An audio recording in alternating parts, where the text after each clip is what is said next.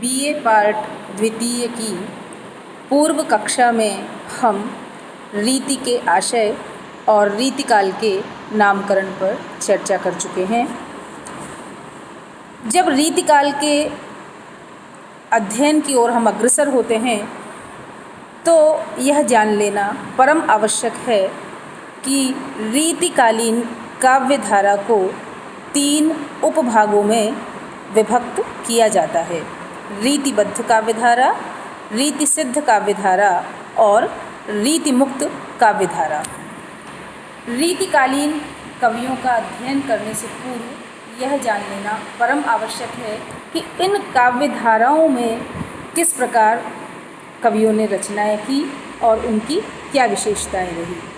सबसे पहले सामान्यतः जो रीतिबद्ध कविता है उसका अभिप्राय यह है, जैसा कि नाम से ही ध्वनित होता है, कि जिन कवियों ने रीति के बंधन में बंधकर अर्थात काव्यशास्त्रीय नियमों में निबद्ध होकर काव्य का सृजन किया, वह रस, अलंकार, नायक नायिका भेद, षड ऋतु वर्णन आदि को काव्य कलेवर पहनाकर अपनी विद्वत्ता का परिचय दिया, ऐसे कवियों की कविता रीतिबद्ध कविता कहलाई।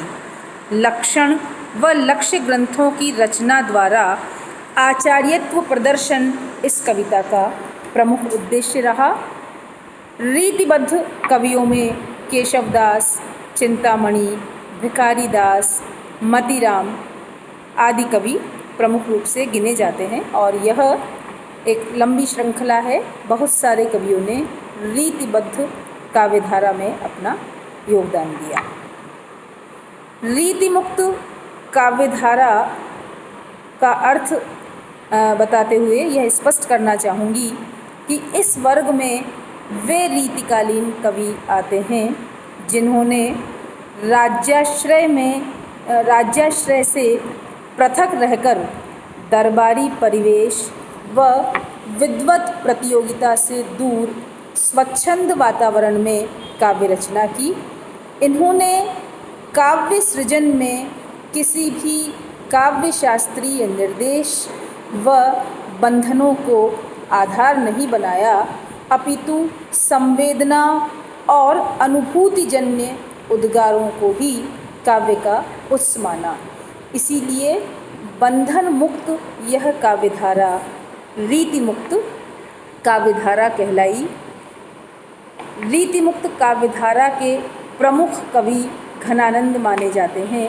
इसी के साथ बोधा, आलम, ठाकुर आदि कवि भी रीतिमुक्त काव्यधारा को अग्रसर करने में अपना योगदान देते रहे। काव्यधारा का तीसरा जो पक्ष है वह है रीतिसिद्ध काव्यधारा। इस श्रेणी में वे कवि आते हैं जो विलक्षण प्रतिभा के धनी और कुशाग्र बुद्धि थे, जिन्होंने रीति ग्रंथ या लक्षण ग्रंथों की रचना नहीं की, परंतु उन्हें रीति की भली भांति जानकारी थी, जिसका प्रयोग उनके काव्य ग्रंथों में परिलक्षित होता है। या यूँ कहें कि रीति स्वतः जिनके काव्य में सिद्ध हो गई। यही कारण है कि ये रीतिसिद्ध कवि कहलाए।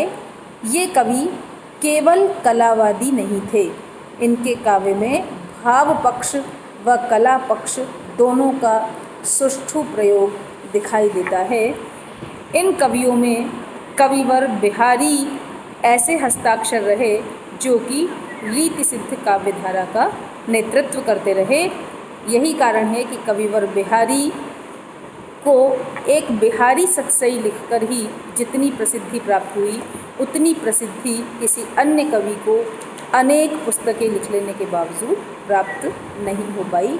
इस प्रकार रीतिकालीन काव्यधारा में रीतिबद्ध, रीतिमुक्त व रीतिसिद्ध ये 3 काव्यधाराएँ निरंतर एक साथ आगे बढ़ती रही। इन काव्यधाराओं में हम रीतिबद्ध व रीतिमुक्त काव्यधारा की जो विशेषताएं हैं उनका अलग से अध्ययन करेंगे।